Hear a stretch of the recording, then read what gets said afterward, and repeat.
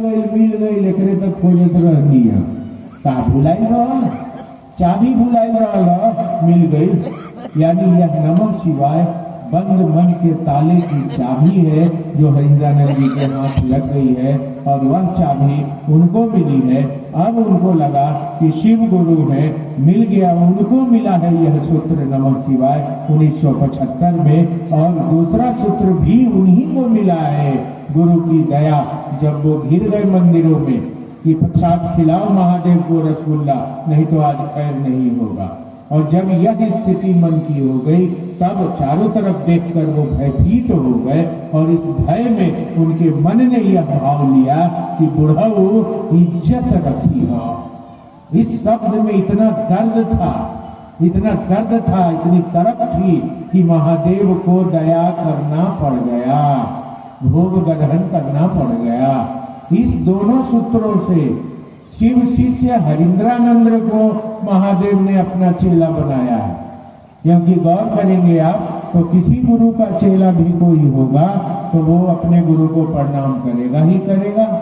कोई भी गुरु का चेला प्रणाम करेगा ही करेगा। कोई गुरु का चेला अपने गुरु से कृपा और दया का भीख मांगेगा ही मांगेगा। यानी हरिंद्रानंद ने शिव शिष्य को महादेव ने अपना शिष्य बनाया, महेश्वर ने अपना शिष्य बनाया और ये दोनों सूत्र महेश्वर ने हरिंद्र को दिया। अब हरिंद्र ने कहा शिव गुरु है, शिव की बात उन्होंने शुरू कर दी।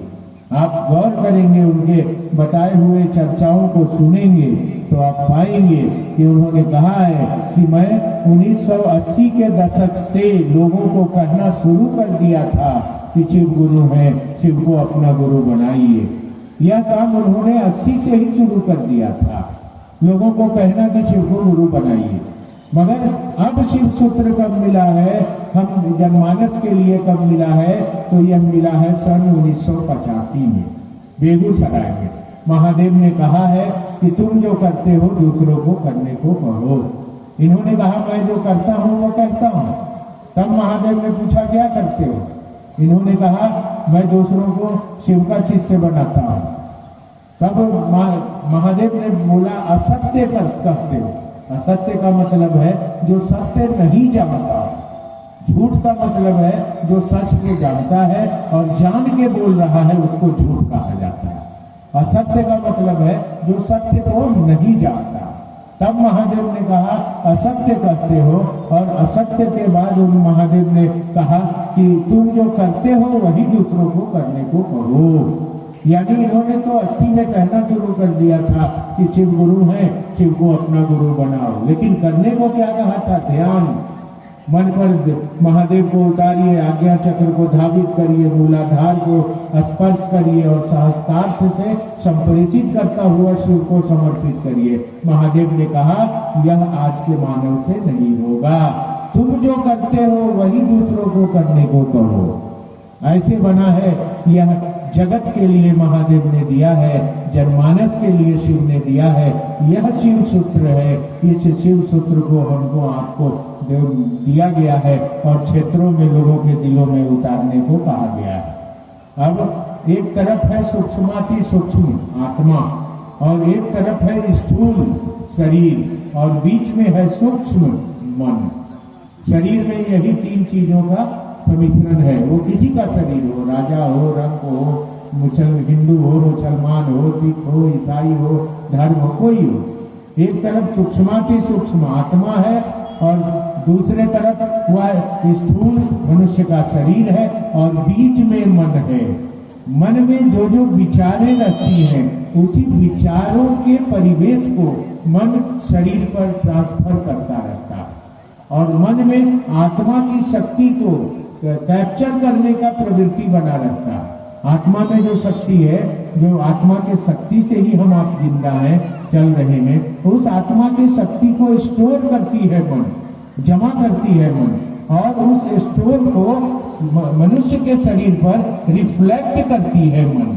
यानी इस सूक्ष्माति सूक्ष्म आत्मा रूपी शरीर का और इस स्थूल मनुष्य के शरीर का मीडिएटर जो है वह है सूक्ष्म शरीर, मन का शरीर।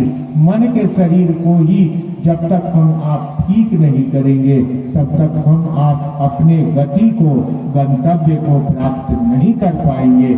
इसीलिए जोर दिया गया है शिव की शिष्यता में कि मन के धरातल से अपने गुरु शिव से दया की याचना करिए। मन के धरातल से चलिए, जहां रहिए मन ही मन अपने गुरु को प्रणाम करिए। नमः शिवाय करने के लिए नहीं कहा गया है, चाहे तो नमः शिवाय का सहारा लीजिए। करने को क्या कहा गया है? प्रणाम करिए।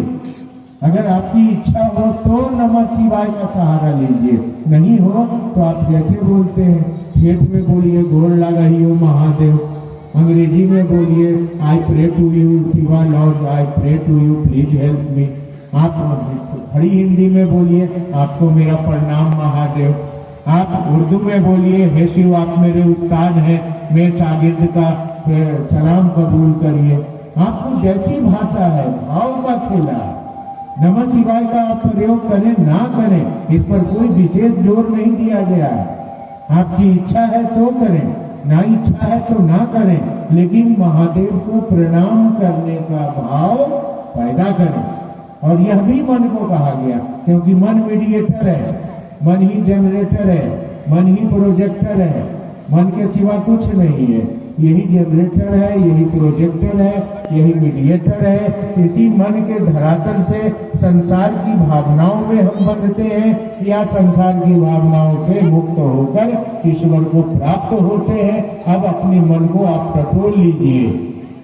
शिव चर्चाओं में आप हैं, जाते हैं, रहते हैं। अब शिव चर्चाओं में आप बैठे भी हैं, लेकिन मैं देख रहा हूँ बहुत लोगों का मन अब शिव महादेव की ओर नहीं लग रहा। अब क्या हो रहा है? धूप लग रहा है। अब क्या हो रहा है? गर्मी लग रही है। अब क्या हो रहा है? भागने के चक्कर में आदमी लगा हुआ। देखिए चपलवा उठा के गुरु वहीं जा रहे हैं। यही स्थिति है मन का। मैंने कहा ना, यही मीडिएटर है आपके अंदर। ये ससुरा बैठने नहीं दे रहा महादेव में, ये बड़ा चंचल है।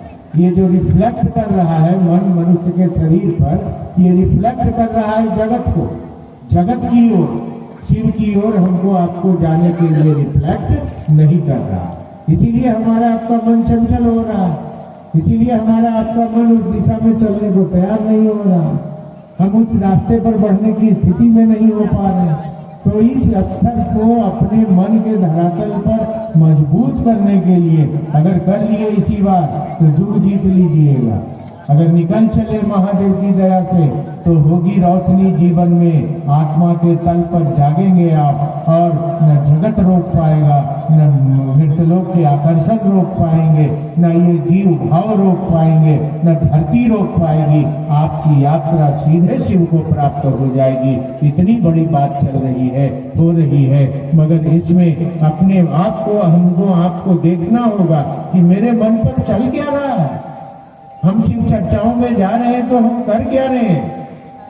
महादेव की चर्चा कर रहे हैं कि आदमी की चर्चा कर रहे हैं? अपने मन को देखना होगा। ये बहुत चंचल है, ये कभी महादेव की ओर जाने नहीं देगी, क्योंकि इसके अंदर जो खजाना भरा पड़ा है वो जगत का खजाना भरा पड़ा है। तो हमको देखना होगा इस शिव चर्चाओं में जाकर हम कर क्या रहे। इस तरह से आए भीड़ बनाकर और फिर धीरे धीरे निकल गए मेला बाजार समझकर। हम कहाँ जा रहे हैं? हम कर क्या रहे हैं? मेरा मन बैठ रहा है कि नहीं बैठ रहा है? महादेव को अपना समझ रहा है कि नहीं समझ रहा है? आपका मन आपका थर्मामीटर है। आप अपने थर्मामीटर का इस्तेमाल करिए और देखिए कि आपका मन कितना दूर तक जगत के भाव से बाहर निकल पाया है या नहीं निकल पाया है, या जगत में ही फंसा रहता है, या धरती के आकर्षण को ही अपना सब कुछ बना लिया है। शिव चर्चाओं में भी रहकर हम कहाँ हैं, अपने अंदर झांकने का हमको आपको मौका मिला है। अगर हमारा मन महादेव के पास नहीं है, जगत के पास है, तो संभालिए उसको कहिए कि चल महादेव के पास। हम शिव चर्चा में आए हैं, यहाँ वरिष्ठ गुरु भ्राता भी है, महादेव भी है, और तू कहाँ जा रहा है? तू धरती में जा रहा है, अरे मौत कभी भी आ सकती है, रात को सोए सुबह जागेंगे कि नहीं किसी को पता नहीं है, फिर भी जगत की ओर भाग रहे हैं, फिर भी धरती की ओर भाग रहे हैं। यह हमारे आपके मन रूपी जनरेटर, मन रूपी ऑपरेटर और मन रूपी निर्देशक का ही खेला है जो हमको जगत की ओर ले जाता है, शिव की ओर जाने नहीं दे रहा है। इसलिए अपने मन को हमको आपको गति देना होगा, शिव का गति देना होगा। अगर शिव चर्चाओं में हमारे मन के तल से जगत का प्रदर्शन हो रहा है तो अपने आप को संभालना होगा, देखना होगा। ऐसे ही शिव चर्चाओं में भागे चलने से कोई फायदा नहीं है। शिव चर्चा करना होगा, शिव चर्चा सुनने से नहीं होगा, आपको करना होगा, आपके मुंह से बोलना होगा, आपके हाथ पांव से अपने इलाकों में चलना होगा, आपको भ्रमण करना होगा, आपको ये गुनामा, पुआरी, हरनौत, ये चारों तरफ का इलाका, सरमेरा, बीज, ये सभी जगह पर महादेव का काम अच्छा चले, इसके लिए आपको टोली बना के गांव-गांव में जाना होगा, भ्रमण करना होगा। अगर इन चीजों से आपका मन नहीं रुक रहा है, एक ही जगह पड़ा हुआ है कुएं की तरह, बस उसी चर्चा में लगे हुए हैं, बस वही बैठे हुए हैं, तो जरूर मान लीजिएगा कि एक दिन आपका मन विषाक्त हो जाएगा, जहर से भर जाएगा। जहर से भरे हुए मन में शिव नहीं आएंगे, जीव भाव आ जाएगा। पानी जब तक बह रहा है ना, तभी तक उसमें मिठास बनी रहती है। अगर पानी एक जगह चुबड़ी में जमा हो जाए, गड्ढे में जमा हो जाए, तो उस पानी का मिठास मर जाता है, उसमें कीड़े भर जाते हैं, उसमें गंदगी भर जाती है, उसमें पानी लैट्रिन करने के बाद पानी छूने के लायक भी नहीं रहता है, पीने का तब बातें छोड़ दिया जाए। तो इस बात का हरदम ख्याल रखिएगा। शिव शिष्य वही है जो भ्रमणशील होता है, घूमता रहता है। ठीक है, जगत भी है, बच्चे भी हैं, पति भी है, घर भी है, सबका उत्तरदायित्व का निर्वहन करिए। लेकिन मैं शिव का शिष्य हूँ, इस रिश्ते का भी निर्वहन हमको आपको करना चाहिए, देखना चाहिए, भ्रमणशील होना चाहिए। वरेण्य गुरु भ्राता भ्रमणशील ही रह गए जिंदगी भर, चले गए शरीर छोड़कर वो।